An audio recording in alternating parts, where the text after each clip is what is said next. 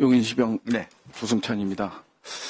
저는 한 가지 말씀드릴게요. 과연 우리 김용현 후보자가 이 자리에 앉을 자격이 있나 묻고 싶지 않을 수 없습니다. 온갖 불법 의혹, 그다음에 최혜병 특검, 각종 의혹들이 직권남용과 관련된 의혹들이 많이 있기 때문에 사법적 심판을 받아야 될 분이 여기 앉아 있다라는 점, 이 점을 강구합니다. 그리고요, 또 한 가지는 뭐냐면,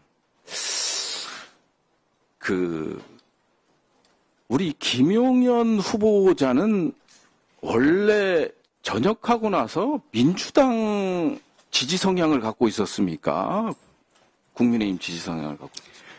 저는 누구보다도 잘 아시지만 가장 참 제가 전역 후에 많이 이렇게 의지하면서 했던 분이 안규배 의원님이십니다. 안규배 의원님이 1승이 뭐냐? 안보는 여야가 없다는 겁니다. 네, 안보에 여야가 있어서는 안 된다는 겁니다. 예.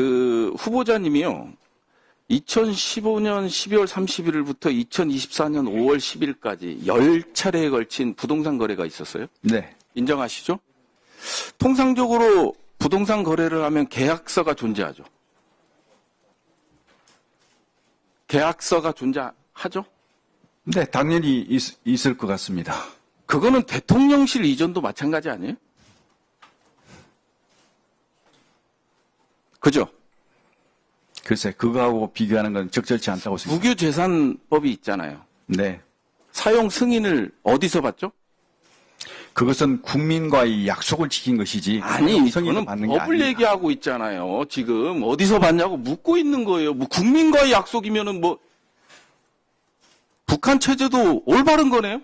국민과의 약속이니까? 대통령 이전을 법으로 한 게 아니지 않습니까? 아니, 과거에 문재인 대통령은 광화문 이전을 법으로 했습니까? 잠깐만요. 아니지 않습니까? 지금 그럼 법을 지켜서 한 건 하나도 없다. 이전 자체에 대한 결정을 그렇게 했다는 겁니다. 아니, 그러면 그 이전 과정과 관련돼서 법은 뭘 준수한 거예요? 그 관련해서 이제 재산 이전이라든지 이런 것들은 다 법에 의해서 했다고 생각합니다. 자, 그러면 국유재산관리법상에 네. 사용 승인일이 있을 거 아니에요? 네. 기재부에서 승인해 주죠? 그런 걸로 알고 있습니다. 7월 5일 날 승인했어요? 네. 여기 기재부에서 답변 온 거 보면 사용 시점에 대해서는 법령상 별도로 규정하고 있지 않으나 통상 사용 승인 이후 사용이 가능한 것으로 판단됩니다. 마찬가지예요. 민간법이나 전세 계약이 됐건 부동산 거래가 됐건 국가법이 됐건 법 절차를 따르는 게 맞는 거 아니에요? 그죠? 네. 네, 맞는 거고요. 그러면 자, 이 대통령실 이전과 관련되는 거는 국가 중요 정책 결정 과정이죠? 네. 그러면 이제 헌법상에 이제 명시된 게 있잖아요? 그죠? 문서로서 행한다. 국무회의 의결사안이다. 그러면 인수위 신분이었어요? 인수위였어요? 그러면 당연히 법 절차를 따지면 헌법에 근거했을 때는 국무회의에, 문재인 정부 국무회의에 공문을 보내야 되는 게 맞는 게 아니에요? 말씀하시죠. 예, 맞는 게 아니냐 묻고 있어요. 네. 인수위에서 필요한 절차를 밟고 공문을 보낸 걸로 알고 있습니다. 공문이 하나도 없다고 하잖아요. 왜 여기서 거짓말 말씀하십니까? 없는 게 아니라 못 보셨겠죠. 그거에 대해서, 그 발언에 대해서 책임질 수 있어요? 당연히 책임집니다. 그러면 내놓으세요. 3월 20일 날부터 우리가 한다고 통보를 했지 않습니까? 그래서 국무회의 의결이 났어요. 국무회의 의결 요청을 해야 되는 거 아니에요? 제가 말씀드렸지 않습니까? 대통령실 이전은 국민과의 약속을 지키는 것이고. 아니, 국민과의 약속 그 이후에 하지 말라고. 그 이후에 모든 법 절차는 아니잖아요. 지금 법을 위반한 걸 얘기하고 있어요. 헌법 82조를 위반하고 헌법 89조를 위반하고 군사시설에 관한 법을 위반하고 국가재정법을 위반하고 국유재산관리법을 위반하고 지금 그 얘기를 하고 있는 거예요. 그 중에 하나라도 법을 준수한 게 있냐고 여쭤보는 거예요. 그 부분. 다음 슬라이드.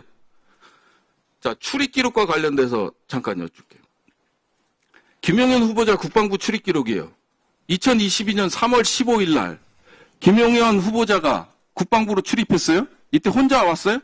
아닙니다. 그때 그 이전 TF 의원들 같이 갔습니다. 그러면 국방부 출입 기록을 요구하는데 우리 김용현 후보만 있어요. 다음 슬라이드. 이게 부대 관리 훈령이나 정부청사 출입 보안 지침을 보면 손님이라고 기록을 해요? 아니 국방부 부대 그다음에 공무원 정부청사 출입 보안 지침을 보면 손님으로 기록해요? 본인이 손잡고 가면 손님이면 간첩도 들어갈 수 있는 거예요? 야, 이거 완전 조직적 은폐잖아요. 신원 확인하게끔 돼 있잖아요. 국방부 관리훈령 제84조에 따르면 같이 들어간 사람이 손님이야. 이게 국방이에요? 동의하지 않습니다. 아, 나 기가 차네, 기가. 당시에 한남동 공간 출입 규정 자체가 아니, 제 얘기는 백재건 교수하고 국방부 출입하셨다며요. 그러니까 제가 말씀드리지 않습니까? 당시에 한남동 출입자에 대한 규정 자체가 한남동에는 외교 지금 한남동이지 않습니까? 이 국방부 출입 기록에 김용현하고 같이 간 사람이 없어요. 은폐하는 거지.